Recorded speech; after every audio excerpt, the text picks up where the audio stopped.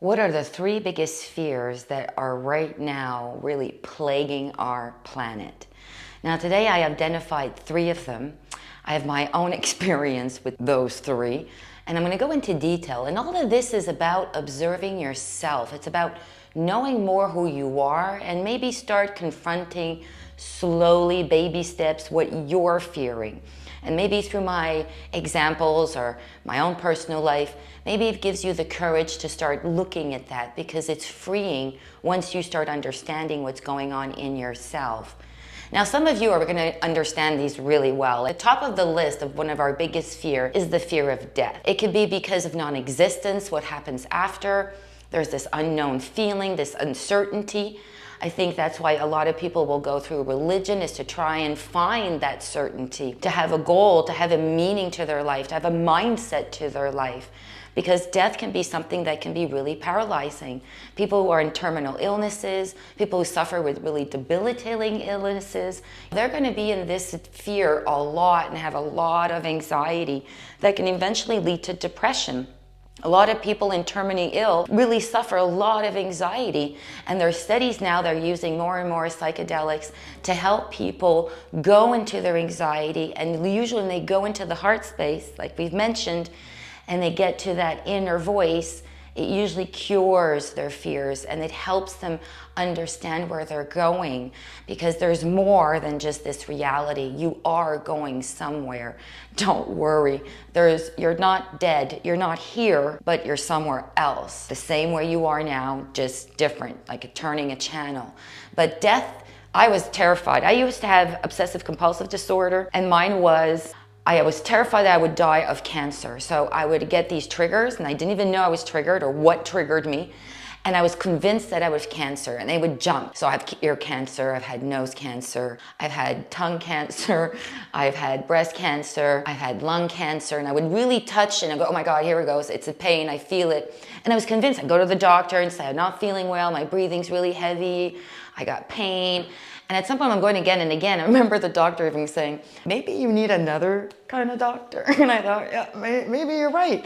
Because yeah, I was obsessed. I didn't even know that this was not normal until someone pointed at me, girl, you need help.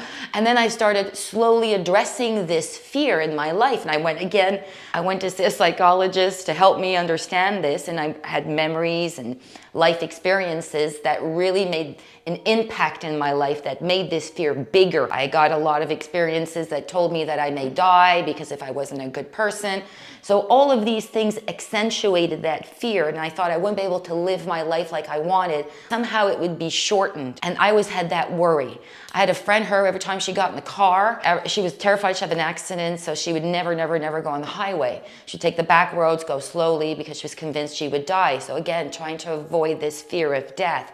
And you know, this really debilitates your life, because if you want to go further and you go around, it could take you hours. At some point she did, and she got in the highway, and then she cured it. But you know, these things can really affect your everyday life when these fears take over. The second one is social anxiety. I had that one too. When I told you I was riddled with anxiety, here you go. Mine was social, like not knowing what to talk about in gatherings, what topics. Really worry about that, think I'm not interesting, or not sure if the other would find me interesting. I'm sure some of you are watching yourself that way too, or so self-critical.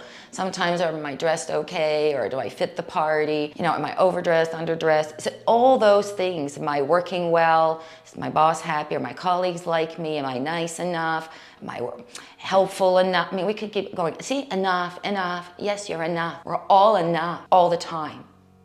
But these belief systems, what we've been maybe experiences that we took really as a truth, they've clouded us and have enhanced these fears. When you're really comfortable with yourself, what should you fear? You know yourself. So what you say, you're aware of what you're saying. Now, if you're a lot in impulse and you make mistakes and you don't know why, then you got to figure out, whoa, why am I an impulse? Is there a trigger? What energy am I feeling in my body? Is it in my legs when I begin to get really anxious and impulsive? See, all these things, I say, break it down, break it down. These are all things when you create what I call the observer. And the observer, it takes time to create because you've never really looked at yourself. I didn't know I was disassociated. I knew I was anxious, because that you can feel, that panic attacks, that in the body, I knew. But I didn't know that that was creating disassociation. I was suppressing, I wasn't expressing. There's so many other things because of these emotions I was feeling and these thoughts I was having. They were really blocking me from being me. And I believed it. It ain't true. If I'm uncomfortable with myself, I'm already judging myself. And then when I go into the world and I have social interactions, I'm coming with those thoughts already and then assuming or projecting that they're going to have the same perception. I deal with this a lot with clients where I have to confuse their mind to make them see that they're placing their value in the wrong place. So for example, I had a young person, a young man who comes and he's feeling worthless. And a lot of teenagers are feeling this. Because don't forget, you guys, Gen Z, you're bombarded constantly from information. And I think you guys are really good at figuring out what is real and not real, but your self-esteem sometimes can be affected. So I remember he's saying that he feels like he's never good enough for his friends, for his peers. And I say, well, how do you measure this? He says, well, sometimes if I make a comment, they don't react well. Well, I said, what is their face doing? Are they literally saying that's silly? And he goes, well, sometimes yes. And I said, well, what did you say? Well, he says, sometimes I say things too quickly because I want to be part of the group. Oh, then you're impulsive in this moment because you want so bad to be in it. He goes, yeah. But does that mean you're a bad person? He goes, no. So I said, then it doesn't make you worthless, just makes you a bit anxious. And if you're just more yourself and calmer and be more you in the moment and say what you want to say, maybe it wouldn't come off so bad. And then you don't know what they're going through either, their own perception of life, their own pain, because everybody's in pain. Everybody's behaving according to their pain and their thinking and their emotions. So I said, you're putting your value in other people who have pain too. So you're both judging each other when you're both in pain, both not liking themselves, and that you're basing your worth on. Only you can decide what your worth is. And the only way to know your worth is knowing who you are. And when you know who you are, and start liking you, because all of you have something special. All of you have abilities, all of you have creativity. It's just that once your negative beliefs are out of the way, you have space for the good stuff to come out. But if you're focusing constantly on what is bad or what is fearful in your life, can you see all the barriers? You see the dark or the shadow everybody likes to talk about? This is it. This creates the shadow, this thing. Between your two ears, unfortunately. Now we have to calm this down and get more of this to get rid of this, because our perceptions, people, are completely distorted. All of them. When I started this, I put everything on the ground and I started looking at my life and I really looked at my beliefs, and it took a lot of time. And man, when you start realizing how distorted you are, it's mind-boggling. It's a paradigm shift. It's a bit spooky. Like you go, oh, I've been doing this for years. And that's why I have this pain, or that's why this relationship isn't working, or maybe because I'm afraid to talk. All these things affect who you're supposed to be in your journey. Fear is such the biggest thing on the planet that stops movement, and you need to move. You're made to create. You're made to move around and explore and be adventurous. This is what the humans are made of. But the fear of unknown, this is the big one. This unknown, I remember my stepfather used to say a lot, you're just afraid to being afraid. Because you don't even know what you're afraid of, but you're afraid already before it happens. And that was true. And I really thought about it. I go, whoa, that is true. What's going on, Crosby, in your brain that you don't even know what's coming and you're already nervous about it? That means I didn't trust myself that I can handle whatever's coming. Because if I trust myself and just stay calm in it and trust that whatever happens, I'll just be me and respond. That took me a long, long time to do. It's a process. That's why you come here. To learn to trust you, to learn to be you. And that's the hardest thing to be on this planet, is ourselves. Isn't that ironic? So the fear of unknown is change. We don't want change, we dread it. When people come to therapy, they don't like it because they know they're gonna have to change. And they think that change is gonna be really difficult. Well, in my line of work, it's not. What is difficult is doing the sessions or psychedelic ceremonies, because then you have to feel your stuff and you don't want to. That's not fun. But after that, when you get to know yourself, the fear goes down. And the change is subtle because you feel less bad, you think less bad, So therefore your life is different because you speak different, you behave different, because this has changed. Your perceptions have changed. So you need change to feel better, but you got to observe the unknown, what you think is unknown, to get that place of healing. Now the future is also something we fear. We're right here in the moment and thinking about tomorrow. I was like that a lot. Always wondering, always trying to prepare. I mean, one of my biggest fears, which is also the next one, is failure. I mean, just trying to predict, workaholic, more information, try to figure it out better. That goes in here, this trying to make the future better. And that's why now, especially what's going on, a lot of us are having worries because there's a lot of uncertainty in this unknown, especially when things are unfamiliar. Now, especially in the present moment, those are the three I picked today. But I'm sure there's more that we can talk about. The list can go on because every day there's sensationalism. There's something that's going to grab your attention about something horrible. I like it now that on YouTube you can find more and more stuff that's inspiring and cute and nice, and you can see the love. It exists. It is out there. But, you know, like AI is a big topic. Boy, do we fear it because we don't know. A lot of us are wondering what happens if. That's future. Don't know. Who's programming it? We don't know. Who's going to give it ethics? We don't know. See, that unknown creates fear. So that's where we need questions to be answered. Understanding more the process of what is this? How do we use it? We need debates of discussion about it because AI can be fantastic.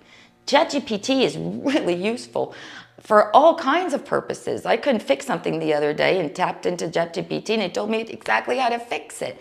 And I'm really not good with my hands and it worked. So there are great advantages in this unknown.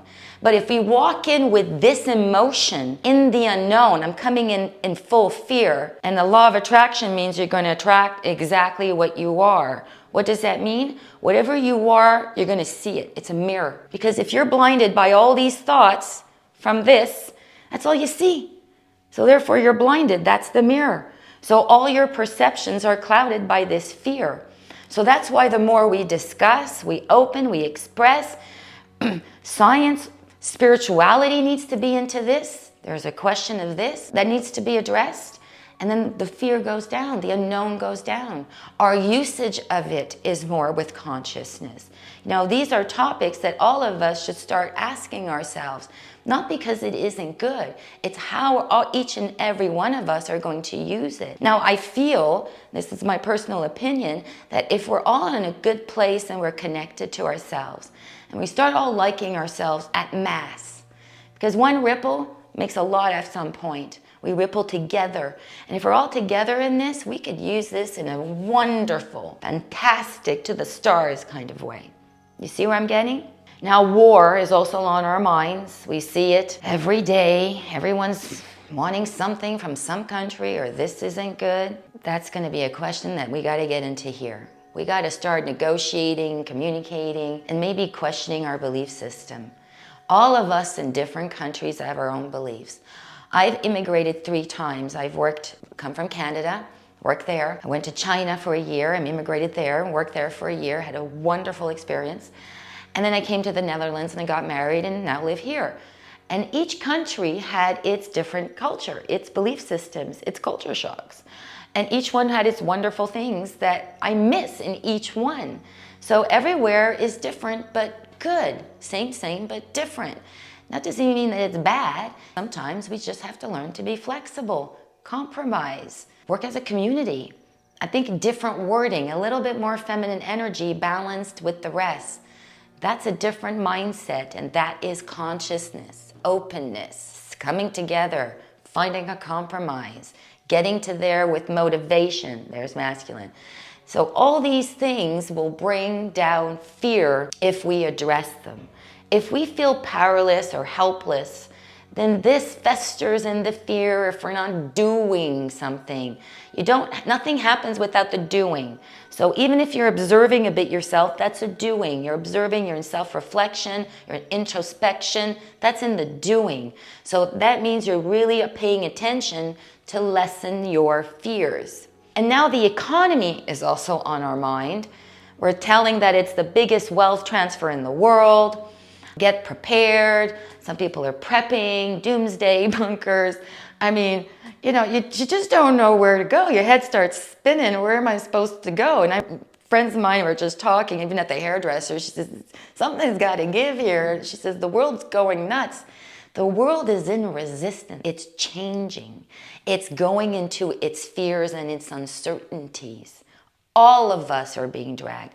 No one can escape this. I'm telling you now, people. That's why it's so important to really address yourself. The only power you really have is you. And if you start addressing your own fears by observing your thoughts, your impulses, your emotions, your body, slowly, step by step. You can't do this in one shot. I used to have a journal, and whatever in one day I observed that came to my mind, I would write it down and then meditate after 2-3 days on those different topics. And then eventually, not all the time, I had months where I fell asleep, but eventually I got information. And then my life started changing and fears started going down because I understood me. So I'm just helping and sharing tips that can work for you guys of how you can bring down your own fears. And write in the comments if something that you want to discuss or you want to bring up around fear. Or maybe you tried these exercises and you're observing new things in yourself and you're a bit less fearful. Write it down. And please share, because a lot of us are in this. We're all in this together. That's the thing. This is not, we have to take care of ourselves, but we're all together in the same bath. So if we're all doing it together, we're all going to get to a great space. I have faith, and I know we're going to get there. I know we're going to get. So guys, subscribe, like, and I'll see you in the next video. You guys take care.